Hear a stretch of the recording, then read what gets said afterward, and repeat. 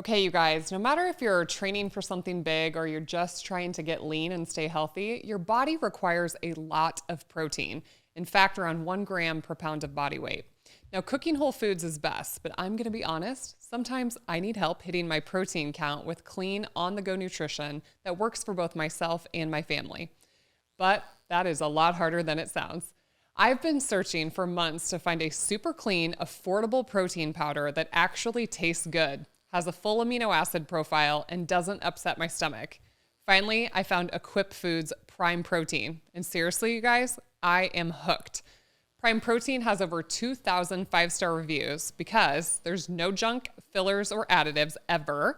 Equip's unflavored grass-fed beef isolate protein powder has only one ingredient.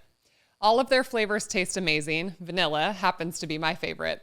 They mix well. They can be added to countless low-carb and keto recipes. You can make a quick shake with just 1 scoop and get a 21-gram protein instantly. You guys, that's like eating 4 ounces of steak. Every single batch of Prime Protein is certified non-GMO and is free of glyphosate and heavy metals. If you need a delicious, easy to use, easy to digest, clean protein powder, seriously, you guys need to check out Equip.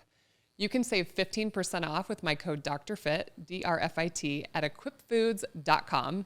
And by the way, every single bag comes with a 100% happiness guarantee. So if you don't love it, send it back for a full refund, no questions asked.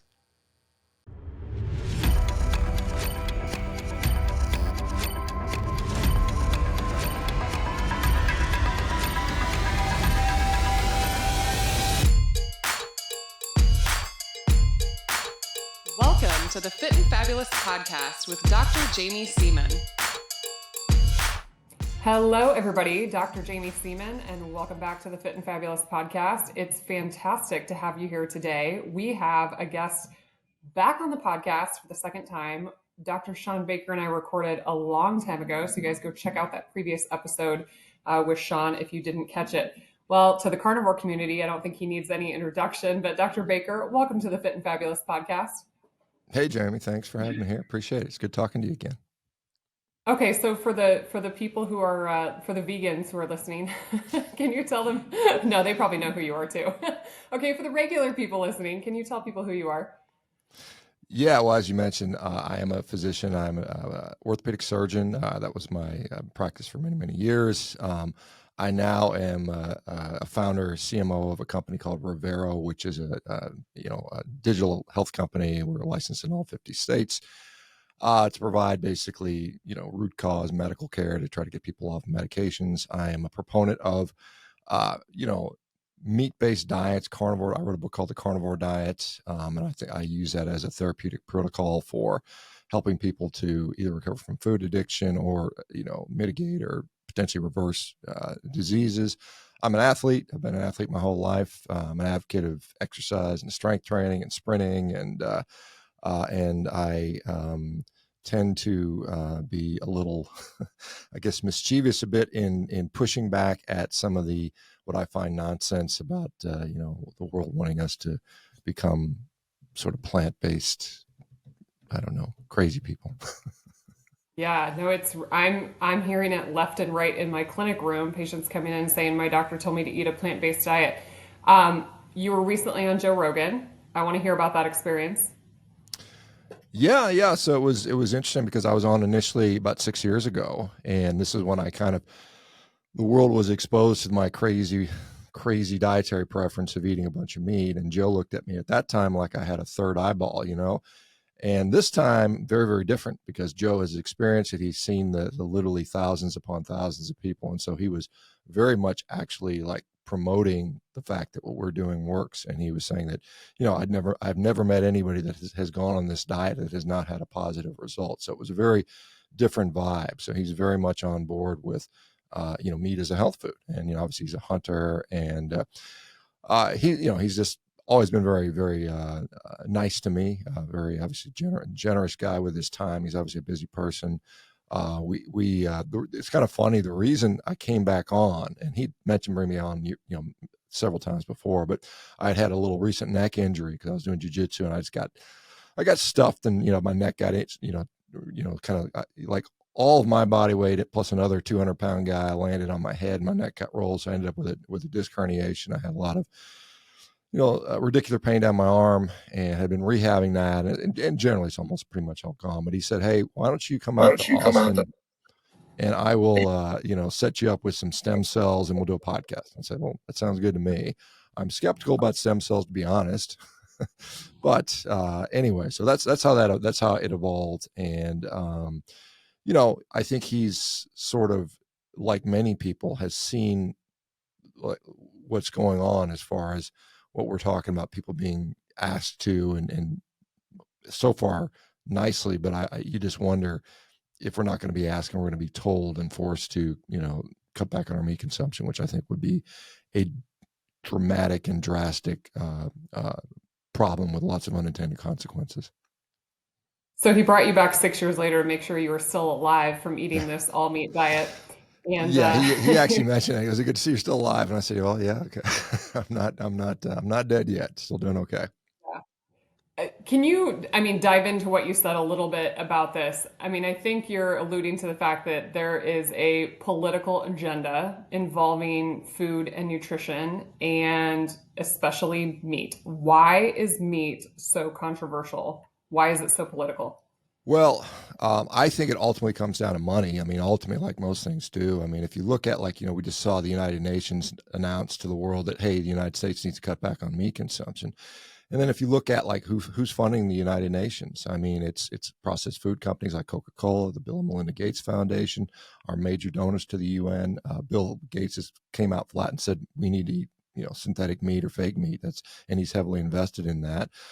We know that unequivocally, when people give up animal products, they consume more processed food. I mean, that is just what happens. There was actually a recent study on that showing that the people that consume the most processed foods are the people that tend to be the most plant-based, i.e. vegans.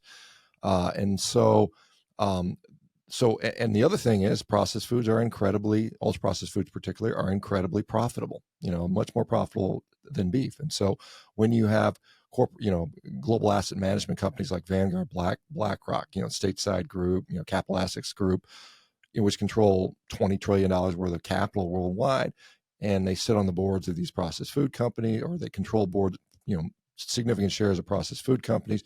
They control significant shares of pharmaceutical industries. It's not hard to see where that is just designed to make as much profit as possible. If you look at, for instance, the United States, we had 132 million head of cattle in 1975. We only have like 90 million right now. So the number of cattle in the United States has gone down since the 70s.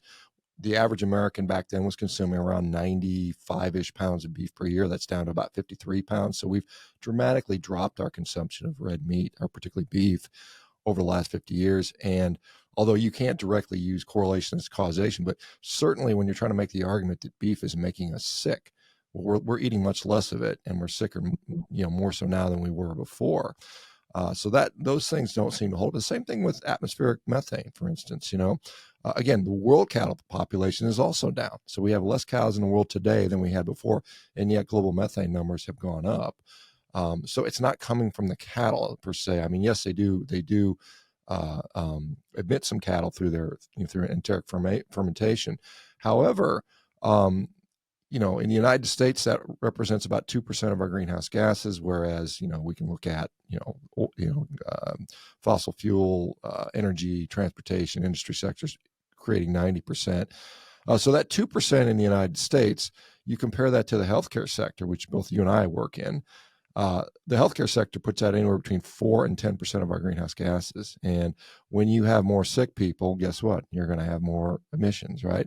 And so what I'm seeing is people consuming meat actually becoming less dependent upon the healthcare system. So they're actually improving that. In addition, rather than getting rid of cattle, I mean, there's many ways to mitigate the amount of methane they produce anyway, either through food additives, which guys like Frank Mitloner at UC Davis are doing, and proving quite nicely that occurs.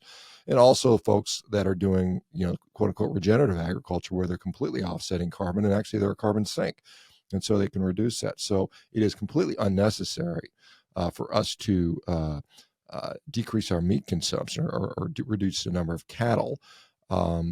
However, is financially lucrative to convince us to do so. And I think that's really what's going on there.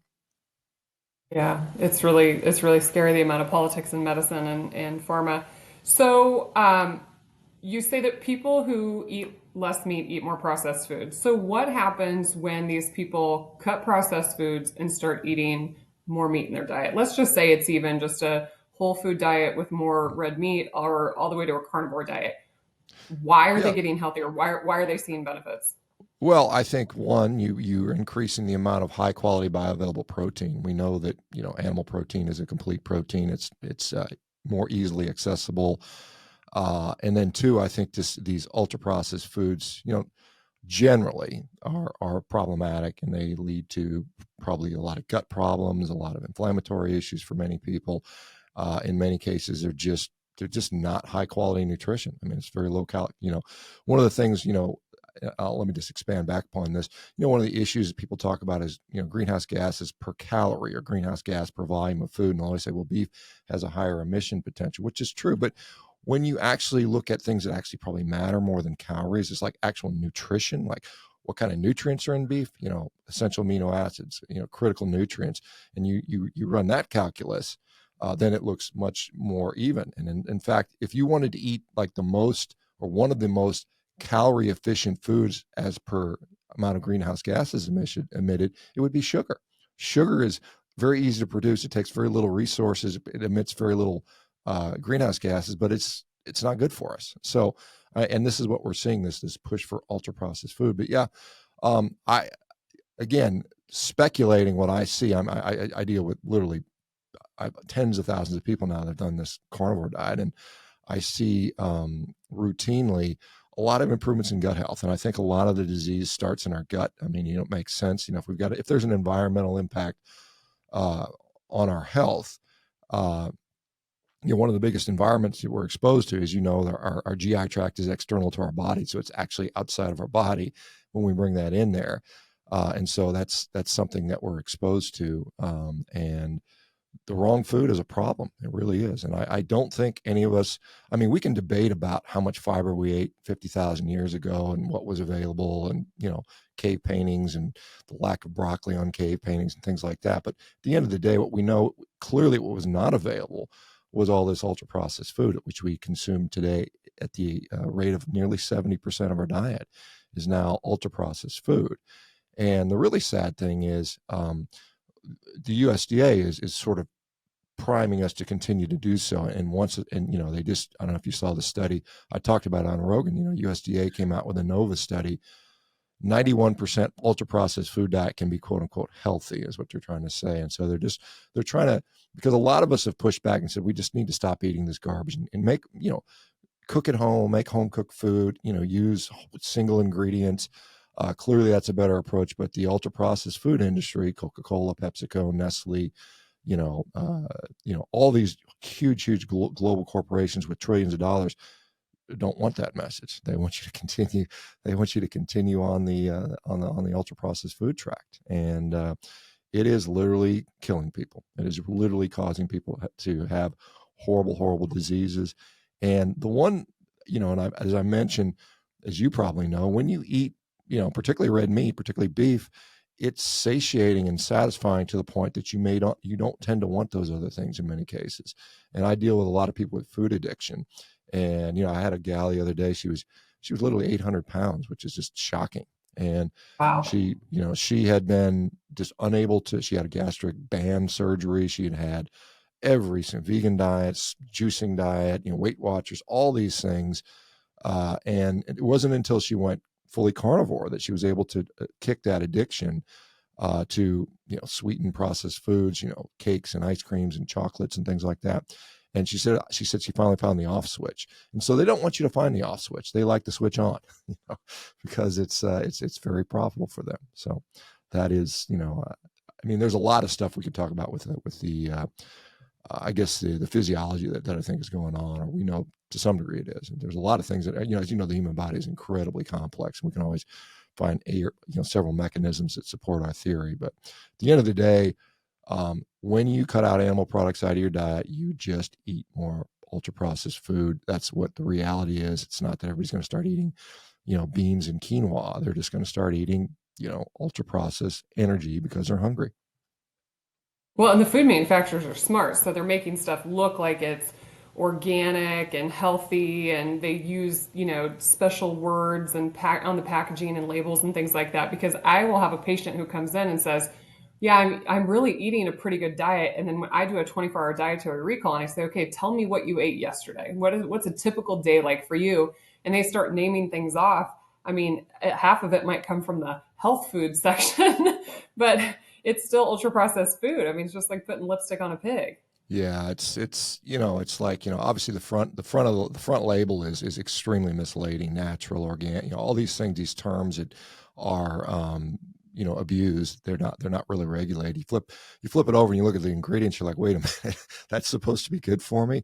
And honestly, I think in many cases, if you're reading labels for reading the ingredients label, you probably just put it down and pick something that doesn't have an ingredients label on it, and that would be your meats and your fruits and vegetables and things of that nature, which you don't need to read a label. You know what it is, basically. And Yeah. it is because we're seeing a lot of this greenwashing. And every time I walk down the aisle and I'll see this thing made with the power of plants or plant-based, blah, blah, blah.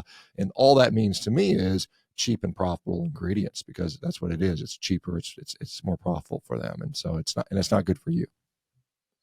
Yeah, I mean, when you see some like a box of cereal, it's like 10 for $10. Like, I mean, they're making a profit at 10 for $10. Like, what's in there? It's just a bunch of garbage. Okay, so another carnivore doctor on social media, Dr. Paul Saladino, you guys have differing views on how you live your life, I guess. He has really kind of made a divergence into eating more fruit and honey and these types of things. And I've seen it create this, little squalls in the carnivore community. What are do people really need to be all meat, zero carb, or is it really just about eating whole foods and getting enough meat? Well, I think it depends on the person. I mean, some people do. I mean, for at least for a period of time, for sure. I mean, I think there's people that, because I see people that are on this, sort of very clean whole food diet with just meat and like a few fruits and vegetables, and they do improve when you remove those. And it may be, an autoimmune condition, maybe their gut isn't healed enough. And many people, after they spend 6 months, a year doing that, they're able to reintroduce it. Some people find, for what particularly, I think people that struggle with food addiction, that when they start reintroducing fruit and other, what you think would otherwise seemingly be healthy foods, it just drives that addiction back, and they get back on this sort of sugary roller coaster. So for some people, it's a problem. I don't think anybody has to have fruits and honey and all that stuff in their diet to be successful. I think some people tolerate it better than others, and if they do, it can be beneficial. Particularly like to talk about athletes, because I'm a huge proponent of exercise, and I think that's probably one of the biggest things you can actually do to, impact your health long term.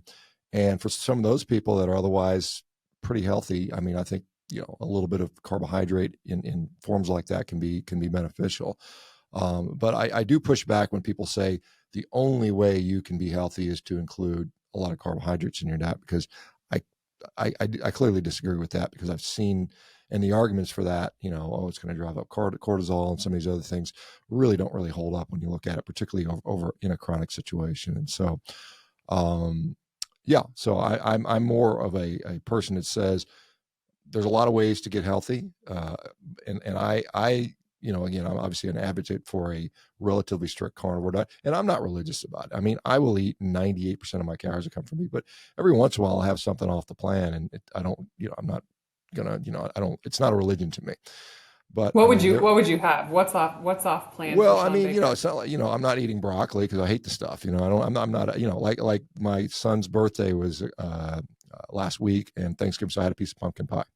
So it's clearly not health food, but it literally represents less than probably 0.01% of my diet. So it's not, it's like I don't really get too concerned about that. But um, I guess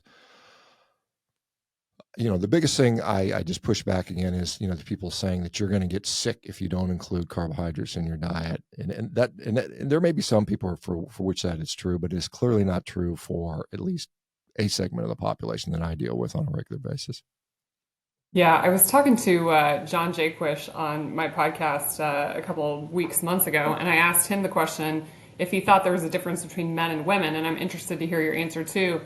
I tend to do better with a small amount of carbohydrates. I just feel better. I just feel like I function better. And he was saying that his wife is kind of the same way. She actually craves a little more egg and cheese and things that actually naturally have some more carbs in it than just red meat. But I'm interested to hear, in your work with clients and patients in Rivero, do you think there's a difference between men and women when it comes to this diet? Well, I was going to say, yeah. There's clearly a different. You're an obstetrician, so you know there's a difference between men and women. But yeah, I do think there is, We're and complex, okay? yeah, no, you got it. Yeah, well, I remember somebody joking medicals. You could wipe out a whole year of medical school if you didn't have to do obstetrics because it's adds so much complexity to the problem. But my spouse the same way. She's mostly carnivore, but she still consumes a little bit of fruit and things like that. And I think as you know, women have a little bit more body fat than men. That's just one of the inherent differences. I think women have different sort of energy demands. Obviously, there's a cyclical nature to women when they're in their sort of reproductive ages. I think in my experience, just in carnivore alone, many women do better with a little bit higher, more energy in their diet, maybe a little bit more fat relative to what a man might be able to do. It might be because of more effective brain power, and just kidding on that. But I do see that where some women will need that. I've seen like women, particularly when women go through pregnancy, and I've seen several women do a carnivore pregnancy. The first trimester in particular, they say they just need whatever, they need some more carbs or something else besides meat. I think that that is one of the things that I routinely see, and then you have obviously the whole issue with perimenopausal issues where there's a lot of differences that come in there. It's very frustrating for a lot of women because they don't tend to lose weight as easily as men do, particularly in that age category for a host of reasons, which you probably are better acquainted than even I am. But yeah, I think there are some differences. Yeah, I think we're still trying to figure it out. What about organ meats? Do you think people need to be eating the whole animal, nose to tail? No, I don't. I think that interesting. If you go back to like sort of the modern history of the carnivore diet, some people would argue it started with a guy named Vilmar Stefansson, who was this Arctic explorer who spent like a dozen years living among the Inuit and came back to New York and saying, "Hey, look, I lived for all these years without meat, without any plants, and just eating meat," and they all thought he was crazy. No, you couldn't have done that, right? And so they put him in an experiment for a year. Him and his buddy Karsten Anderson were the two subjects, done at Bellevue Hospital back in 1928. And they did a year of no part. Now he had some organ meats during that time, but what he states, in a nice interview from 1957 was, look, it's a complete diet with just meat and fat. Or organs we didn't really eat. They threw them to the dogs. What I've seen, and this is kind of interesting because when I discovered this crazy group of people doing this all meat diet, which I thought they were nuts, right? Of course, like everybody else does.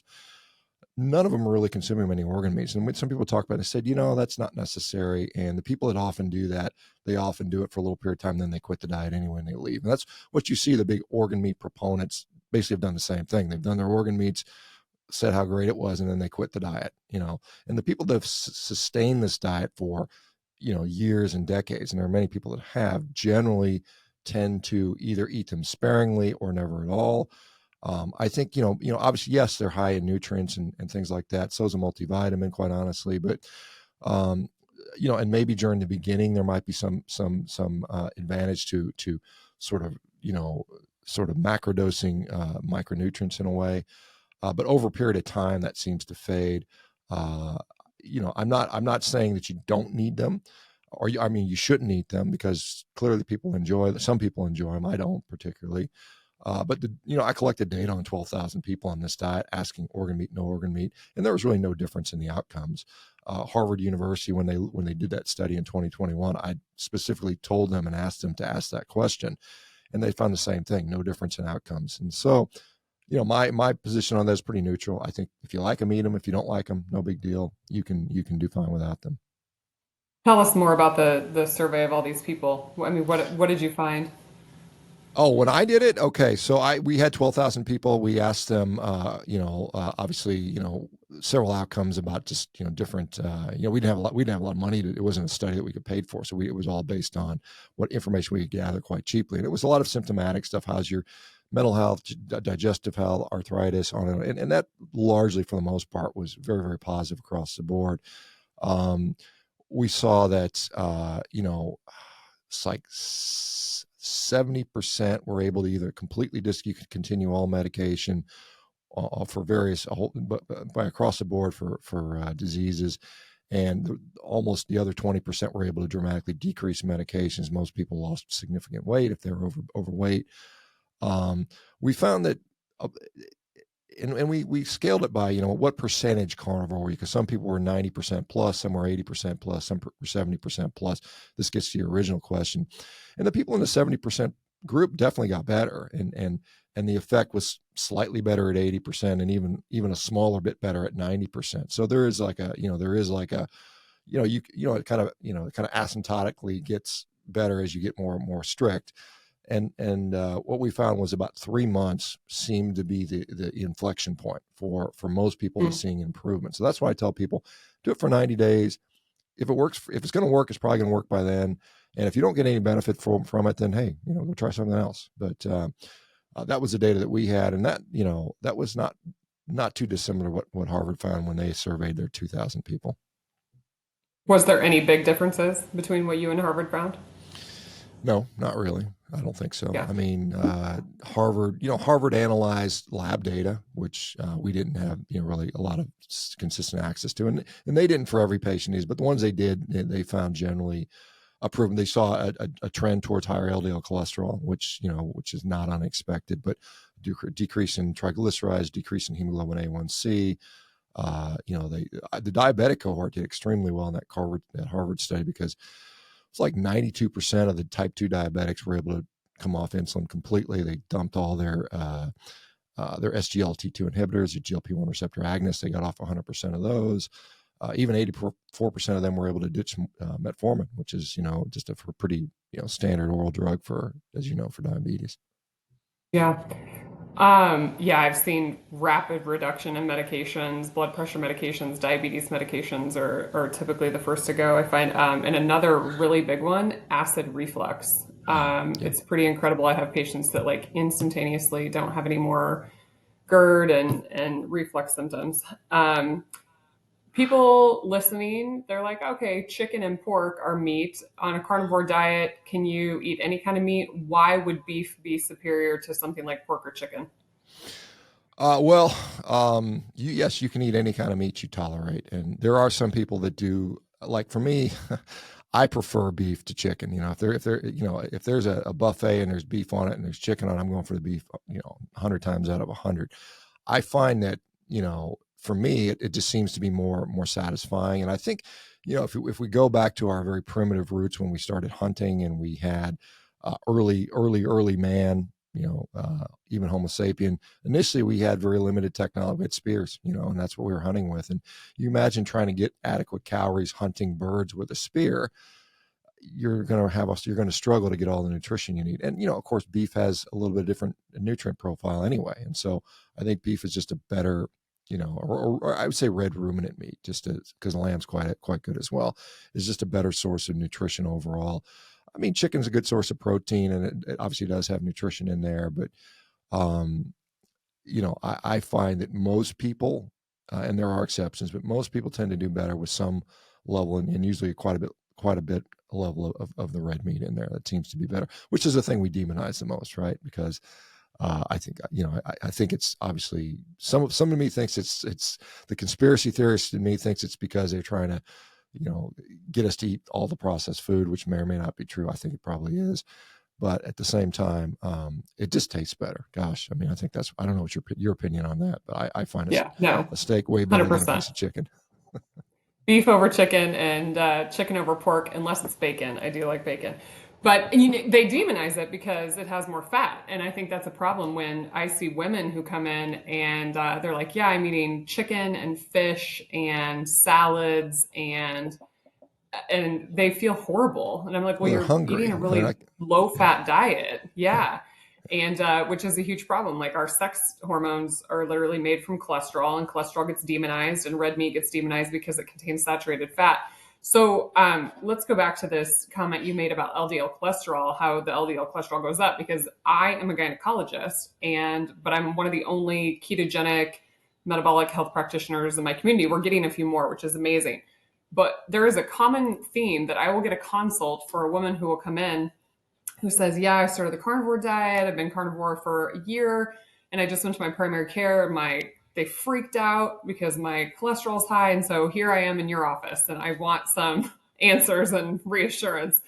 And typically, I will send them for a CAC after I review their family history, and we'll look to see if there's any, existing calcium there. We'll look at their other markers, what's their CRP, what's their fasting insulin, what's their fasting glucose. I mean, other things that tell me the state of their metabolic health. But what has been your experience? What have you seen at Rivero as far as cholesterol in the carnivore diet? Because it's a common question.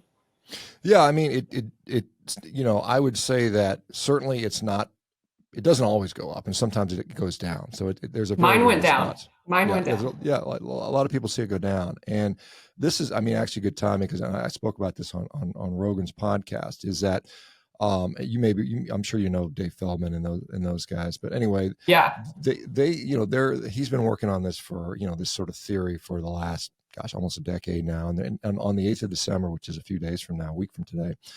They're going to be releasing their initial data to the world. And basically what they did was they took, 100 people with super high LDL cholesterol. You're talking 300, 400, 500 that have been on, ketogenic and carnivore diets for 5 years or plus on average. And they're older people. They're all in their mid 50s to older.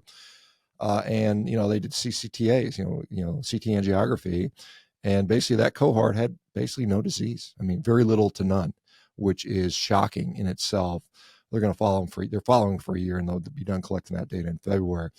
And the thing, and again, we'll have more information, but that initial data set is quite amazing, that there may be, it gives credence to the thought that LDL cholesterol, or by extension ApoB, which LDL is a type of, is really a dependent variable. And so, yes, it's part of the atherosclerotic pathway, and you need it to have atherosclerosis. And so if you reduce it to zero, you're going to have very low heart disease. But is that practical? Is there negative effects to go into super low cholesterol? I think there probably is. But at the same time, it shows that there seems to be other factors that need to be in place. And so when you're checking for, glycemic control, inflammatory issues, hypertension, metabolic disease, that's probably what some of the things that drive that. In fact, the Danish Heart Registry study that came out last year showed that if you have a CAC of 0 and you follow them up with high-level CT angiography, the people, their LDL cholesterol was meaningless. It did not matter on what happened if you have this baseline CAC score of 0, which indicates you don't seem to have those factors that contribute to cardiovascular disease, whatever they may be: diabetes, hypertension, metabolic disease. So that's interesting. So I think we're going to see maybe an acceptance that, this is LDL is definitely causal to cardiovascular disease, but it requires the right environment, so to speak. And so one strategy would be to lower it as low as possible, but the other strategy might be to, hey, let's fix all the metabolic issues, and you have an equally good outcome, perhaps. That was one thing on that Danish study, that they showed that while LDL cholesterol had no bearing on what's called MACE, major adverse cardiovascular events, what did have an impact on that was smoking and diabetes, right? So make sure you fix those things. I'm sure I know you're counseling all your patients to stop smoking, and the ones that are pre-diabetic and diabetic. I'm sure when you see like your PCOS population that, you fix their metabolic health and that stuff improves dramatically, I'm sure. Yeah, 100%. I think that something that people are missing is the carnivore diet is a ketogenic diet. And so, call it what you want, but it's therapeutic ketosis. And I think that people don't really acknowledge the cellular signaling mechanisms of ketones. And I don't think we know everything, but I hear people, like Lane Norton, that say, well, they just go on a keto diet and they reduce calories. And it's just the, reduction of processed foods and reduction of calories, why they're seeing these benefits. And I just don't think that's the case. I think that Dave Feldman is certainly onto something. When he presented this data at Low Carb Denver, I want to say, don't quote me, but these people had been on a ketogenic diet for like an average of like 4 years. Yeah, It was a 4.4 significant years. Yeah. amount of Yeah. it was a significant amount of time. And so, I think there's some question, if you're in ketosis, does the LDL matter as much? Clearly, this evidence is showing maybe it doesn't. They are going to be launching a separate part of the study. I'm going to be flying out to Vegas and helping him with that. That will have a control group of people who are not on a ketogenic diet that have LDL cholesterols of these, significant proportions, and comparing them. So we'll have something for comparison, which I think is super important. I interestingly, on a personal story, my husband and I went and got CAC scans a couple of years ago. Well, gosh, 2018, 5 years ago now. We had been ketogenic for like a year or two, initiated the carnivore diet because we saw this crazy man named Shawn Baker on social media.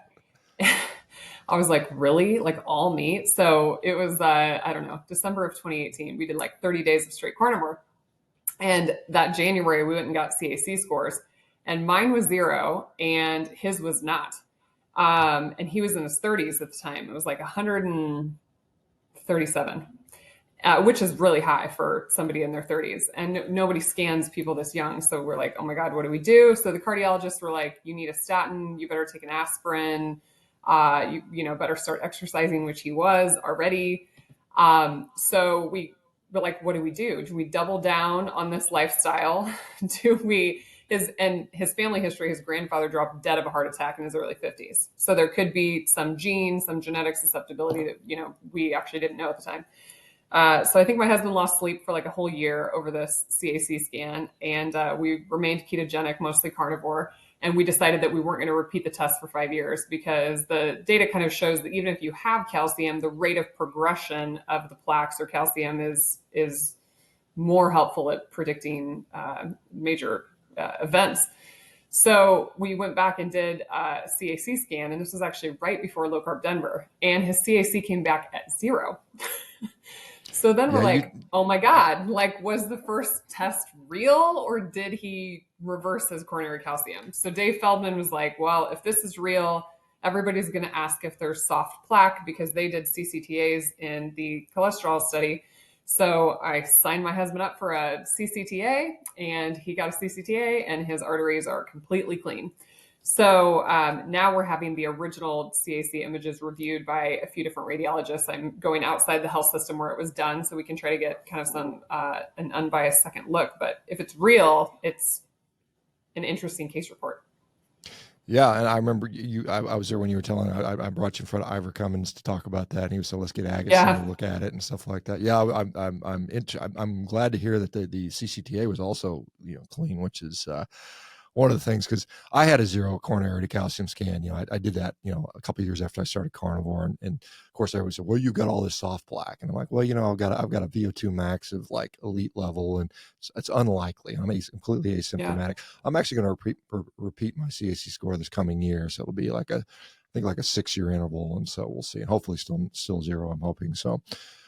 Yeah, but that's awesome. That really is, and I think that is one of the things, and even the American Heart Association recognizes the utility of a CAC score to de-risk population. So if you've got somebody with a questionable family history and maybe high cholesterol, and you run a CAC score on them and it's 0, that's considered at least contributing to the potential to de-risk somebody, so maybe they don't need statin therapy. So so that's great. That's great for your husband too. And even Agaston, who developed the CAC, says that you can't reverse it, and many cardiologists say you don't want to reverse it because the calcium stabilizes these plaques. And but my own mother has horrible coronary arteries. Her CAC is like 1800 or something like this. And but she initiated a ketogenic diet, started doing exercise, saw a few different cardiology people, and then on a repeat subsequent scan, her number actually went down too. So it's actually just, there's a lot of questions in my mind as to what's really happening. And like I said, I think that there's so much we don't know about therapeutic ketosis and what the ketones actually do. Yes, they're energy, but I think that they do so much. I mean, we know they do more. They're HDAC inhibitors, they're anti-inflammatory, they inhibit the NLRP3 inflammasome, which I think is why people see these amazing benefits on low carb and ketogenic and carnivore diets. Yeah, let me just, because you hear that what's all about calorie reduction type of thing, but I get, in many cases the opposite, where people actually put on weight, put on muscle.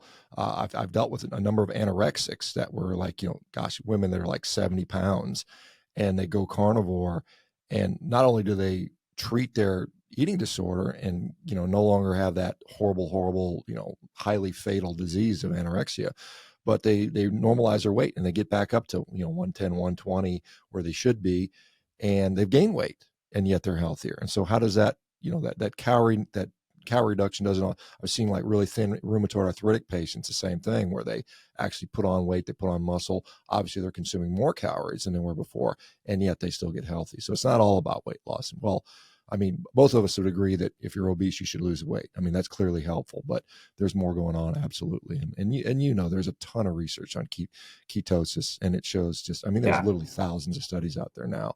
So there is something going on with that for sure. No, I've seen it. I'll get, it's usually like my menopausal patients who they feel better, but they are so obsessed with the number on the scale.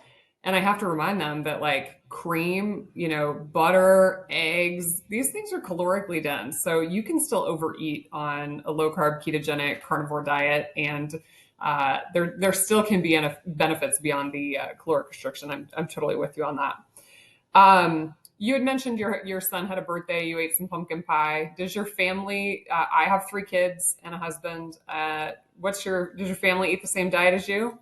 No, no, they don't. I mean, they eat a lot of meat. I mean, for sure. I mean, they definitely, that's prioritized. I mean, my son's like, finish your steak and then you can eat the other stuff, right? So, I mean, they eat basically like our dinner around our house. I'm cooking steaks, and we're cutting up some like cheeses, and there's usually like some fruit on there, like an apple or something like that. And that generally tends to be the family's diet. My son will eat, every once in a while he'll eat some stuff that, is not ideal, quite honestly. But I mean, generally they're getting a lot of protein for sure. I mean, my eldest daughter is a tremendous athlete, and I'm like, sweetie, get, protein, protein, and get your gram per pound every day in. And so they're getting, I mean, they consume dairy, they consume meat, they consume fish, they rarely consume vegetables because they don't like it. I mean, I don't force them. There's a couple that eat a little bit, but yeah, they're pretty much on, I think generally a whole food diet, but very, very protein and meat focused for sure. Same. My kids will do. I have one kid that'll do cauliflower. Another one that thinks it's like the devil. I'm with you the Um, second. I'm with your second kid. I don't, even when I was doing keto and all the cauliflower rice, I was like, this is disgusting. Why would anybody eat this? Just give me rice if I'm going to do that.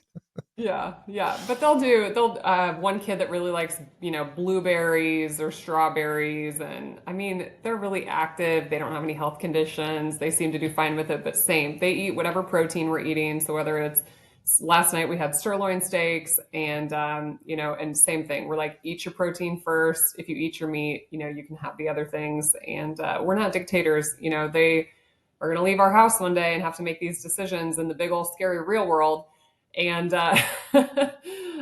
we're more about just teaching them how the food makes us feel and not vilifying that like this is bad and this is evil and this is good. and Yeah. and I want them to learn and just really be more empowered with that knowledge, because the Yeah, world is obviously not teaching yeah, them. I mean, as soon as my kids were old enough to read, when they were like 4 or 5 years old, they would ask me, we'd go to the grocery store, and I'd say, hey, let's turn the label on and see what's in there. Okay.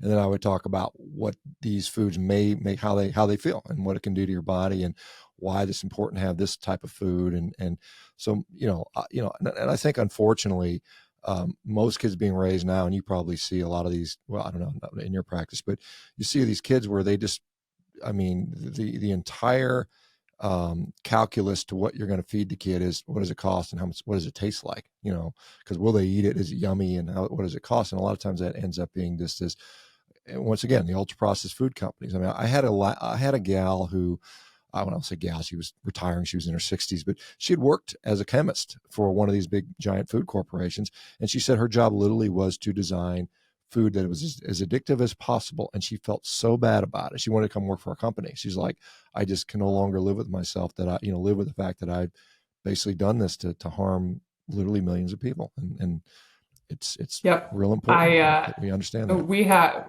We have a few large food manufacturers. ConAgra is here in Omaha. And I always ask my patients what they do for a living. And I had a patient a number of years ago who said she is a food scientist. And I said, well, what do you actually do? And her entire job was to create the peanut butter flavoring for the cookies. It was her entire job, peanut butter flavoring for cookies.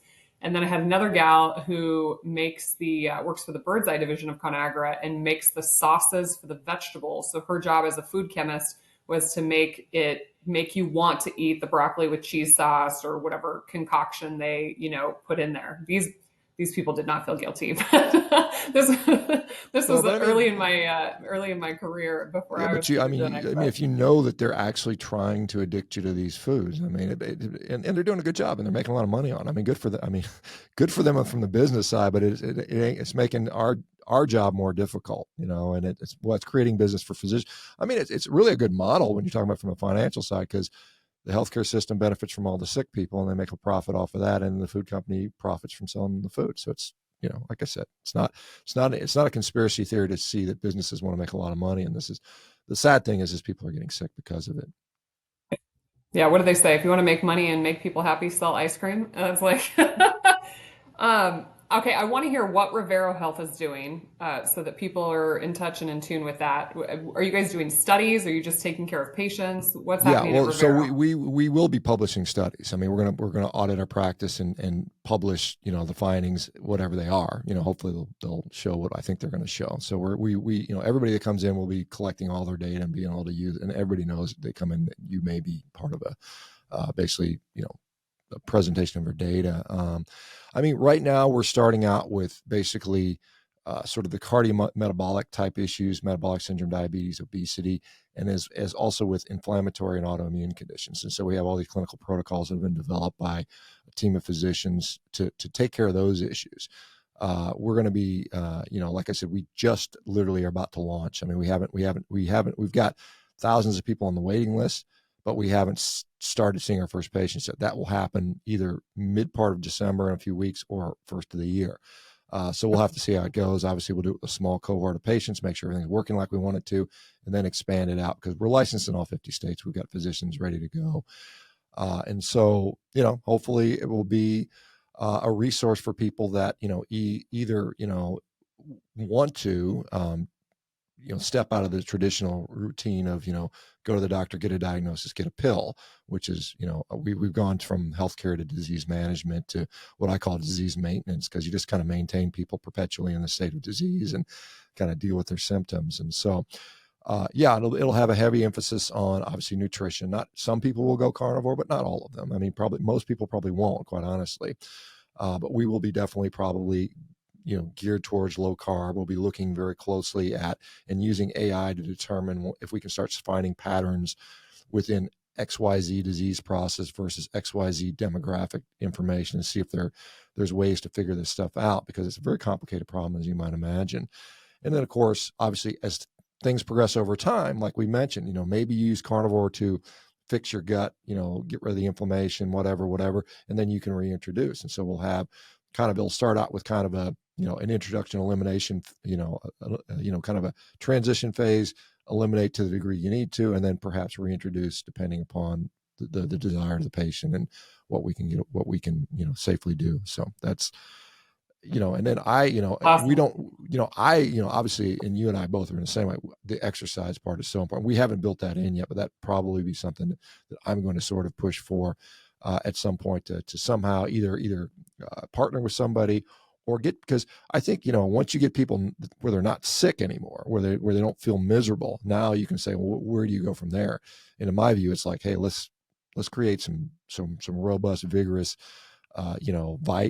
people with a lot of vitality. And I think that's the other part of the equation. As sleep, exercise, and nutrition are probably the pillars. Maybe stress reduction, probably the biggest pillars of overall health. Yes, thank you. I wrote a book back here called Hard to Kill about the five pillars, Okay, which well, are I missed one. nutrition, What would exercise, sleep, stress, and environment. So thank you environment? for the Okay, plug. okay. So Well, good. but Yeah. I was about to ask you. I mean, I came into this diet in 2015, 2016 because I had prediabetes and hypothyroidism, and I was a fat, overweight, tired doctor mom. As soon as I started eating right, it was like the lights came on. I did. I started feeling more energized, more vitality, and now I'm in the gym and now I'm lifting weights and now I'm sleeping and now I just installed this room with like a sauna and an ice bath and because it's like Super Mario Brothers. Like once you achieve level 26, like you want to know what 27 feels like. Yeah. And you know, the aging process is inevitable, but I'm just here to kick ass for as long as I can. But so tell people you eat a carnivore diet, but like what else do you do, Shawn, to like optimize your health? Yeah, well, I mean, I eat, so obviously a carnivore diet. I work out. I'm an athlete for gosh. I've been lifting weights for 45 years. I mean, and so I'll be 57 in, a few weeks. And I, one of the things that, and some people will disagree with this, but one of the things I've always heard, wait till you turn 30, wait till you turn 40, you got to slow down. You can't do that stuff. And I'm in the opposite camp. I think that you should maintain as high a level of capacity as possible for as long as possible. You look at and Ted Naiman sort of used this analogy I thought was great. So if I'm trying to get on camera here. So if you've got a life, capacity, and this is laying in bed and this is doing backflips, right? As you're a kid, as you get older and older, those that gets smaller and smaller and smaller. And then so probably, when you're 50, you can't even run sprint. It's embarrassing that after 30, something like not even 5% of the population runs a sprint again. And so you get to this point where you're just smaller and smaller. Pretty soon it's like all I can do is walk around my house. All I can do is lay in bed and then I'm dead.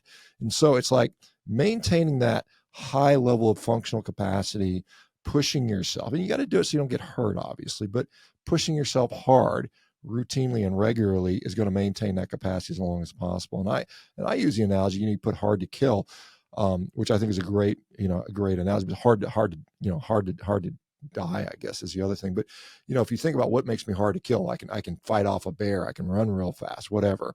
But I think the same things that would make us vulnerable to being chased down and eaten by the bear are the same thing that make us vulnerable to chronic disease. Because I always maintain, if you line up 100 people and put them on the starting line and say run 100 meters as fast as you can, there's going to be a point where the ones that can do it fast are going to live longer, right? Just from disease status, because you think, I mean, why but it's can't. not even sprinting. It's like we know that grip strength is a predictor of all cause mortality, you know? Yeah, well, Like and grip, it's and a lot of people say, "Well, I'll just train my grip and live longer." That's not true. Basically, it's a no, but proxy it's a marker. It's a proxy to proxy. Yeah, how it's a fit proxy they for are. overall body strength, right? So, I mean, it's like, Yeah, yeah. So if you're going to be stronger, you're probably going to live longer. If you're going to be stronger, you're probably less likely to get dementia and cardiovascular disease and diabetes and right. cancer, quite honestly. And so, Right. yeah, it's so important. So yeah, obviously, I do strength training, I do hypertrophy work, I do sprinting, I do jumping, I do all the things. I'm working more on mobility because I do more jujitsu now, and so that requires a little bit more sort of different mobility requirements. So that's important. I do some of these sort of hormetic type things. I've got a sauna which I use periodically. I've done the cold therapy. I don't have a cold thing right now, but it's pretty damn cold where I'm at anyway. So I walk around outside and get exposed to some of that. I try to get good sleep. I mean, it doesn't always happen. It depends how busy I am and what's going on. But so those simple basic things. I mean, I guess if you just focus, like you said, on those 5 pillar things and maximize those things, that's going to get you 99% of the way there. And then the other things, the various supplements and supplemental activities, red light therapies, and all those types of things are probably a minor contribution. But you're not going to take a supplement and stand in front of a red light and have a crappy diet and never sleep and exercise to expect to get any kind of result. It's just like a waste Right. of time. So you got to do the basics. And I'm big about just keep it simple, consistently with the basics. And to me, that's going to, that, it makes the most sense to me. It probably has the most support behind it for sure. I mean, there's a ton of research that shows that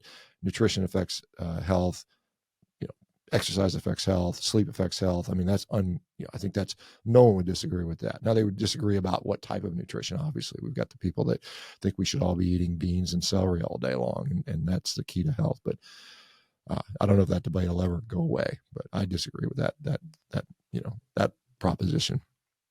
Right. Well, you know what hill I'm dying on, so my grave will Well, be next to as I yours. said, even if I die early, I'll die happier, because I got some Right. steak in my belly. That's right. That's right. Well, Shawn, this has been so incredible. I just love talking to you and I love the work that you're doing and I'm super excited to see, what you're going to do over there at Rivero and how many people you're going to help. Tell people how they can find you, find your book. Oh yeah. So obviously Rivero.com is where you can go to, if you want to, if you're interested in what we have to offer. I'm on social media, which some people like it, some people don't. I'm kind of anyway. So Instagram, Shawn, To some people you're SHAWN. famous and to some people you're infamous. Infamous, right? Yeah. So it's kind of funny because I'll get recognized occasionally. I'm sure you do once in a while, and like I'm in an airport or something like that. It's always been positive so far. So I mean, I'm sure the haters are out there, but they don't want to. Maybe because I'm 6'5" and 250 You're something pounds. huge. What are they going to say to you? So maybe that protects me a little bit. But yeah, so Shawn, SHAWN, Baker, BAKER, 1967 on Instagram. I'm on Twitter, or sorry, X now. S Baker MD, and I'm on YouTube, Shawn Baker MD, and so that's where I'm doing whatever, talking about silly stuff. Awesome. Awesome. Well, this has been great. You guys share this episode, like it, comment, send it to your cousin, send it to all of your vegan friends. We're not here to make fun of them. We just, Shawn and I both deeply as physicians care that people are getting healthier because we're on the worst trajectory we've ever seen in humankind. So if you guys like this episode, please share it with the world. We appreciate you. Thanks for having me, Jimmy. Did you guys love that last episode of the Fit and Fabulous podcast? Well, of course you did. And I want to keep bringing you the most amazing content from the most incredible people. And you can help me by subscribing to the Dr. Fit and Fabulous channel. You guys know where the button is. Just click it. It's the doctor's orders.